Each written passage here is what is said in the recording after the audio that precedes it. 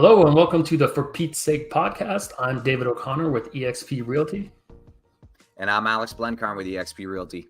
And today we're going to be reviewing the July 2023 Peterborough City Market Stats. And then we got the deal of the month and the tip of the month for you. So stay tuned.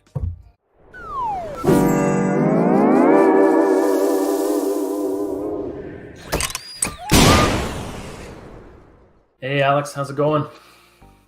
Good, man. Doing well, enjoying summer. Actually, yesterday we went up to a place called Eels Creek, which is off of Highway 28. It's about 40 minutes from Peterborough, and awesome spot. You can kind of hike to a waterfall there, so that it was super, super cool. Great hike. And then there's also Crown Land camping just on the trail, just a little bit off the trail. There's certain sites, so great spot to go. I think we're just gonna have to pack up one day and go camp there for a weekend. But yeah, we just went for the waterfall this time, and it was sweet. What about you? How you been? Good.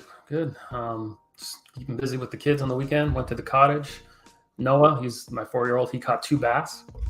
No way. And they were doing things like he's kayaking now. They're swimming in the lake, catching minnows. We're trying to get them away from the screens, right? So yeah. The cottage time is pretty good. So yeah, we're trying to let these kids know that there's also a place called the outdoors. Yeah. And catching bass is a great way to do that. Is he a push button guy, or has he got the rod and reel? Rod and reel. It's my. Oh yeah. When I got married, because my father-in-law is a hunter and a fisher, right? And then I didn't grow up with that, so he gives me a hard time. We joke around, but in his wedding speech, he bought a Nerf gun for me that he presented to me during his speech, and then a Mickey Mouse fishing rod. But oh, nice! I got the final laugh because I've used that Mickey Mouse fishing rod and I've caught fish with it. So and now he passed on. Noah's using it. Yeah, nice. So, yeah, just trying to do the outdoors thing. Yeah. All right, so we got some work to do here. Yeah. Overall, not a bad month of July in terms of statistics. We'll kind of hop into that. But first, let's kind of just talk about the implications of interest rate increases. So I just did a quick calculation here on RBC. We can link the calculator down below, but it's a super generic calculator where you basically punch in a mortgage amount and it gives you an estimated monthly payment. The reason this is important is because when you're calculating a mortgage, there's something called a TDS and a GDS ratio, and always speak with a mortgage professional to get more information. But generally, your TDS ratio, I believe, is when your mortgage payment can only be 39% of your income, your monthly income for your household. I believe it's before tax. So let's say your super simple calculation, your monthly household income was $10,000. That would mean you could devote $3,900 to a mortgage payment. So it got me thinking, okay, well, what kind of mortgage payment, what mortgage amount would give you a mortgage payment of $3,900? And I messed around on RBC, and it was a $600,000 mortgage. Gives you a rough mortgage payment of $3,900 and change. So that was nuts, because basically these interest rates have increased, and it was using, I believe, a 6.29% rate through this RBC calculator. And that was a fixed rate, and it was a 25-year amortization. And that would mean that you would need to make roughly $10,000 a month in order to qualify for that $600,000 mortgage, which just blows my mind. Is that net or is that gross? I think that 10,000 is gross. So I think that's before tax. But again, this is why it's always good to speak with a mortgage professional. They'll kind of iron out the particulars for you and get you an actual mortgage qualification. But I believe that's gross. So I think it's, let's say it's a couple, maybe one brings in 5, the other one brings in 5 kind of thing. That would give you your 10,000 gross for the month. Yeah. And that's a big household income, and it gets you, at least in Peterborough, like an average house. Yeah. That's the scary part. That's the implication of these mortgage rate increases directly impact the amount that a buyer can borrow, and in turn, the amount a buyer can spend on a home. So that's the particulars, really. Just simply put, that's why generally when interest rates increase, the prices of homes decrease. And let's see what happened this month. Yeah, so that tackles the quick intro. I mean, there's a Bank of Canada meeting in September, so everybody gets a great August. Let's see what happens in September. That's all I'm going to say about that. So you can see there, I think as you predicted, Dave, we've got an average sale price increase from last year. It went up 2%. So pretty cool to see there. Number of new listings didn't change at all. That's another pretty cool one to see, just because we generally see, a change in those metrics, especially for sales, new listings, days to sell. Like those things are even average price. Those things generally change year over year. New listings didn't. So neat to see there. Number of sales went down by about 10%. And days to sell went up by 26%. So any thoughts there? Yeah, the bottom two jump out at me. The number of sales dropping 10% and the days to sell up 26% just shows it's really slowed down. There's not a lot of purchases happening out there. Yeah, and because of that, it's taking you longer to sell your home.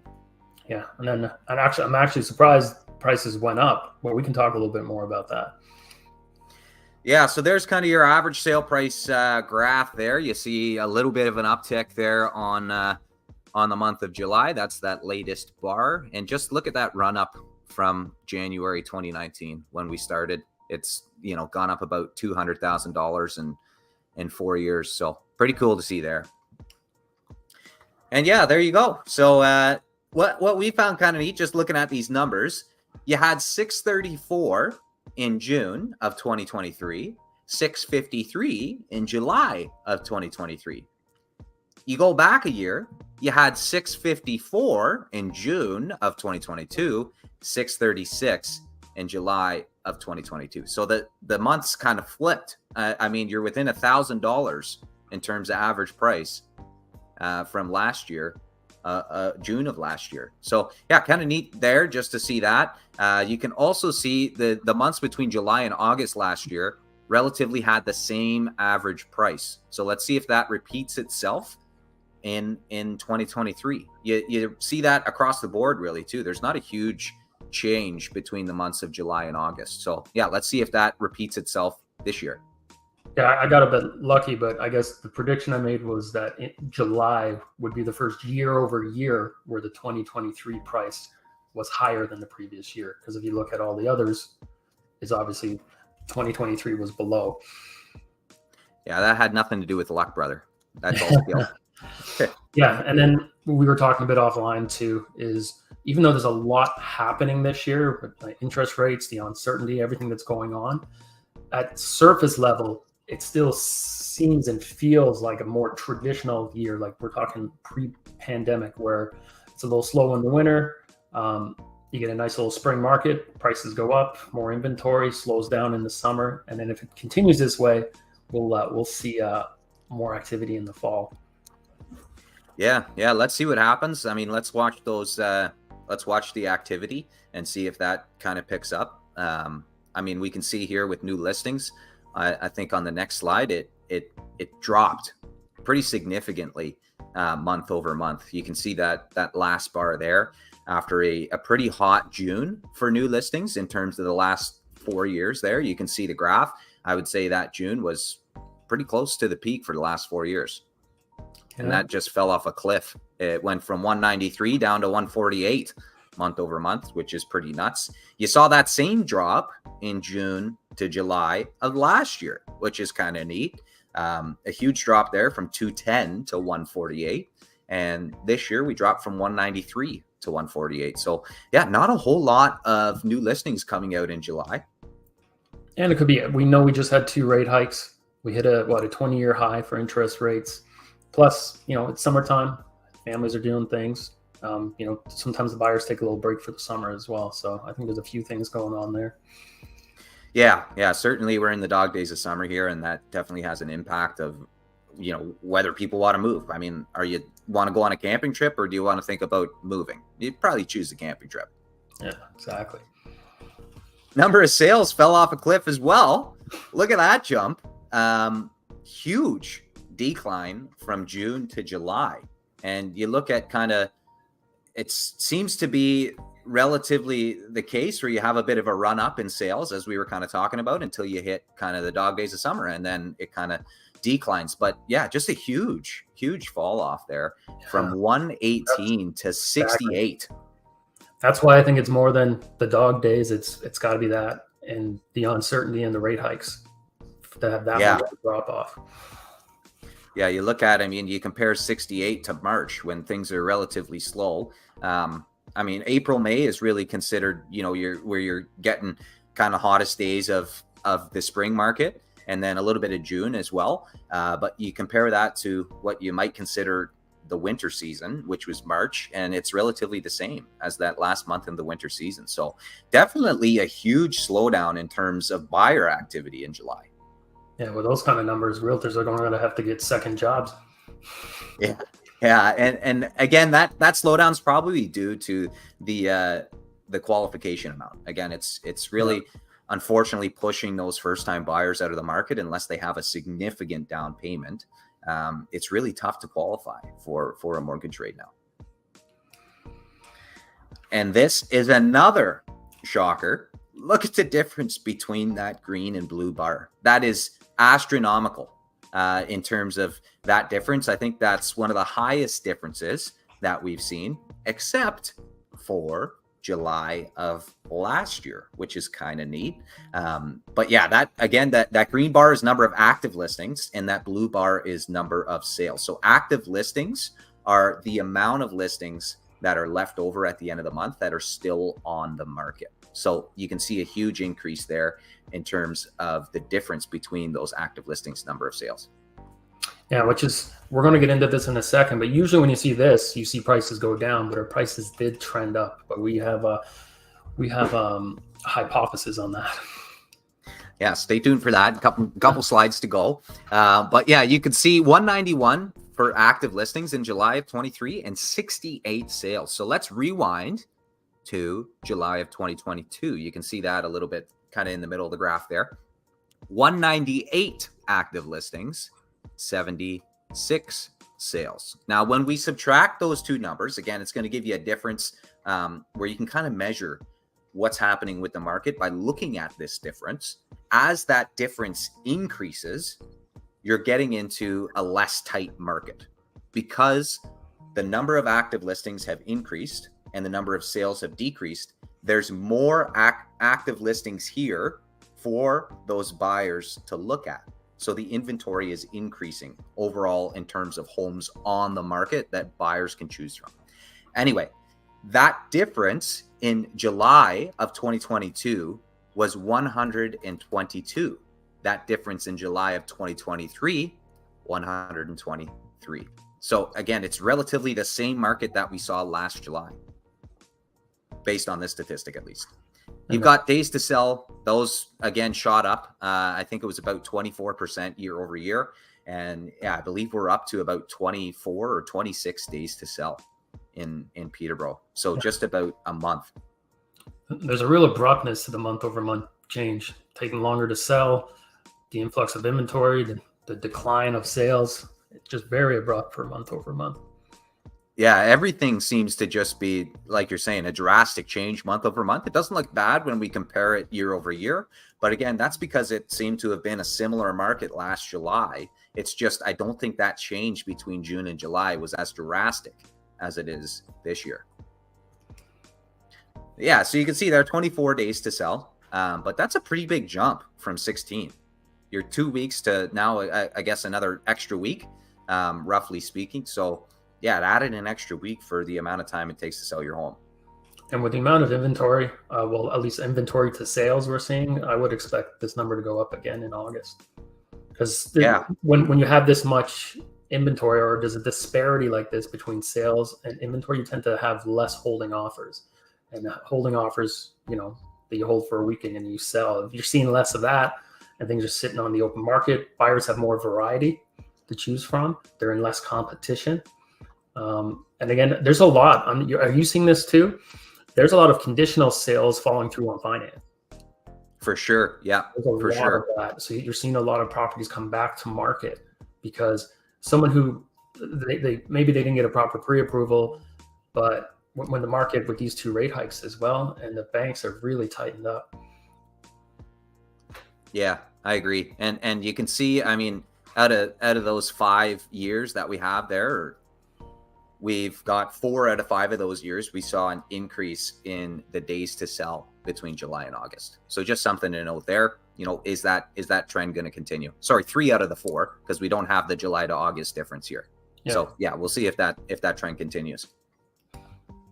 And then months of inventory. So again, because of that huge jump and the difference between those active listings and number of sales, we've got roughly 3 months of inventory. I believe it was just over that three months of inventory mark from the graph. So, but a huge jump.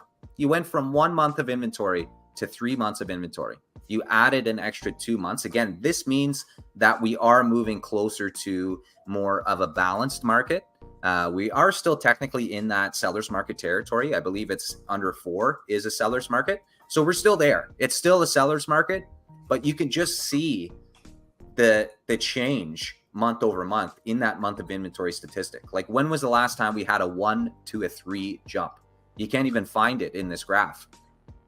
You can't even find it in these statistics. Like, that's how drastic the change was month over month. And again, for those that don't know, if the market was to freeze right now at the current sales rate, it would take 3 months to burn through the amount of inventory that we currently have. Where it was, you know, when it was 1, it was more like a 1.8, 1.9. Yeah. But now we're just over 3.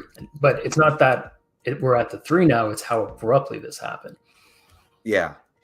Yeah. Huge shift there. And then this kind of neat. So this is the price distribution. If you remember back to last month, we had about 20% of the sales were under 500,000. You compare that to this month. We've only got 10% sold under 500, 12% sold between 5 and 550, 20% 550 to 6, 19% 6 to 650, and 16% sold over $800,000 in the city. So what do you make of this? Well, this is, so all the other stats we're seeing, the increased inventory, we're seeing days to sell increase, sales go down, usually results in prices going down, but we saw prices go up, like 25K or on average, yep. Right? I believe the reason for that is we just had we only had 68 sales, so it doesn't take many bigger sales to influence our numbers. And because we had that increase in the bottom 2 here, especially the over 800K and the 19 you see from 6 to 5, we just had more sales at that higher price point. And because our sample size is only 68 sales, I think it just got influenced, because all the other numbers should have shown our prices going down.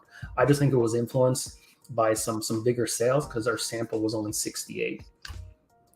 And this is why it's so important to study things like this, because you might see a statistic somewhere online and you'll see, oh, the average price went up. The average price went up in Peterborough. Awesome. The real estate market isn't crashing. Awesome. I should sell my house. But it doesn't necessarily mean that your house's value went up by 25K.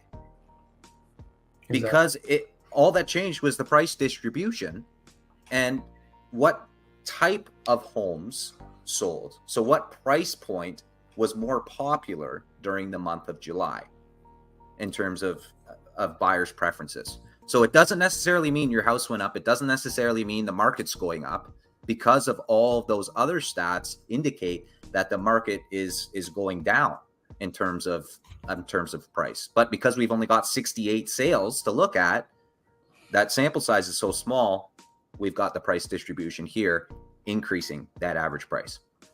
That's what I'm saying. If we had $3-4 million home sell, like something that's in the 1.2 around that average, that would skew these numbers. Yeah. And you see that with, I mean, your third highest point there is over 800K. That's why this is maybe my new favorite slide, because it shows a lot for all these these different price points and what's happening. Yeah. All right. So tip of the month, Dave. So let's say we're going through a house. I'm a first-time buyer. What are some things that might pop up that we should maybe look for that could be insurance issues? Now, insurance issues doesn't necessarily mean that I won't get insurance, but it means that I might have to pay a little bit more for my insurance because the house that I'm looking to purchase has these items inside? What are some things that I should look for? Yeah, really. So we were talking about how something you just want to be mindful when you're seeing a house, because I feel like a lot of people deal with the insurance after the fact, but some things to consider when you're going through a house. Well, first, there's geographical. If you're really far from a fire hall or a fire hydrant, that can impact your ability to get insurance and your insurance rate. We talked about this, like island properties, when it's really hard for fire services to get there, that will also influence it. For the actual home itself, the insurance company will send out a checklist, and it will usually have things like what's the electrical. So if they see knob and tube, if they see aluminum, they don't like that. Doesn't mean they won't insure it, but they may charge you a premium. Or in some cases, some of the more conservative ones will not insure you. When it comes to plumbing, they don't like to see things like poly B. And then century homes, older homes, I've had clients run into issues when it's an older home with stone foundation. And again, if it hasn't been upfitted with electrical, plumbing, these can be hurdles. Another one we talked about for more like rural properties or cottages is your wood burning stove and the wet certification. If it's not currently wet certified, they may not insure. But a lot of insurance companies are flexible. So sometimes they will insure you, but they'll give you a time period, 90 days, 120 days to bring these things up to the standards as well. So these are just different things to consider, because you may not get insurance, or you eventually will find somebody for a lot of these issues, but you'll be paying a premium. So you want to build that into your budget if that's the case. Yeah, something to think about just when you're going through these homes. And again, we always recommend speaking with specific professionals, and that's why we work with awesome professionals that are experts in the fields that we recommend. So always speak with an insurance professional. Let's say it does have knob and tube in a home inspection. Let's say, maybe it does have aluminum wiring. Maybe it has an oil tank. Maybe it has poly B. Maybe it has a non-wet certified fireplace.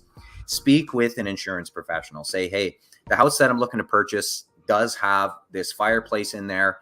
It's not wet certified. What's that going to look like in terms of my insurance payment and things? Should I repair that? Should I get rid of that fireplace? Should I even purchase the house? Am I not going to be able to get insurance?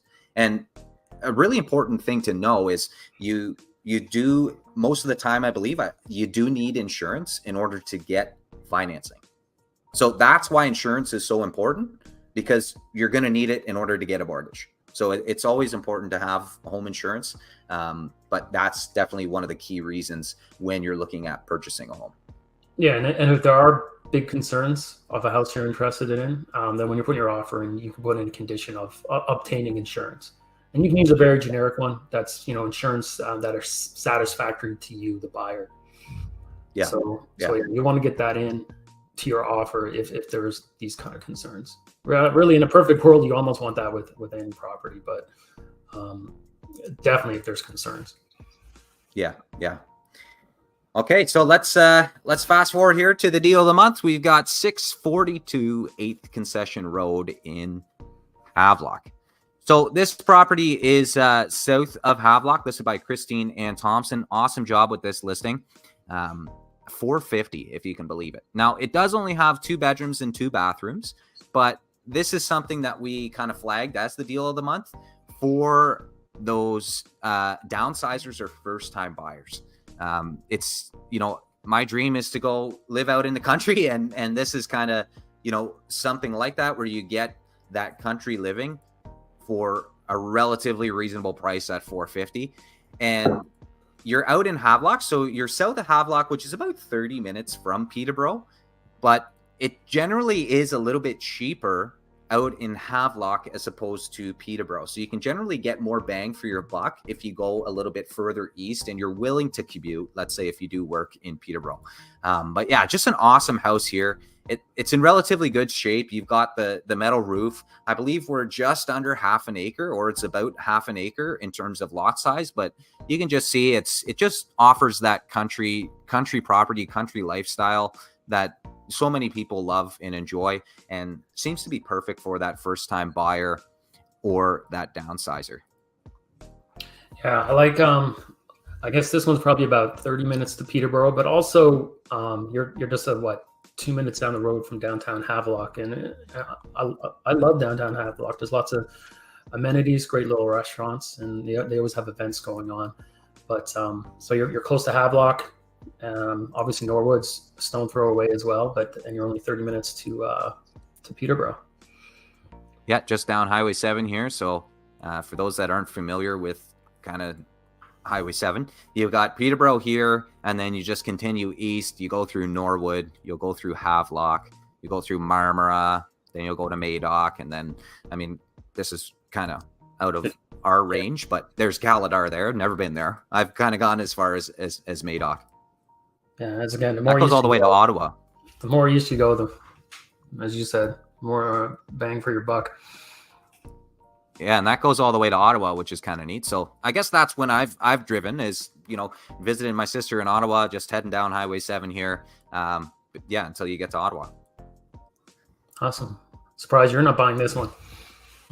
Yeah, I wouldn't mind it. I wouldn't mind it. I might maybe get the wife to be out there and take a look at it, and yeah, we'll see. I think it's a good value at $450, and yeah, great spot just to downsize or first time buyers if you just want to move out to the country. Oh, awesome. Well, Mr. Blencarn, thank you again for putting all this together. Yeah, thank you for joining me and for your insights and everything. It's always a pleasure. Yeah, it's gonna be interesting to see how the market unfolds in the next few months, and we'll stay on top of it as usual. So thank you everyone for tuning in. We appreciate it. And without further ado, that's all, folks. Take care. Until next time.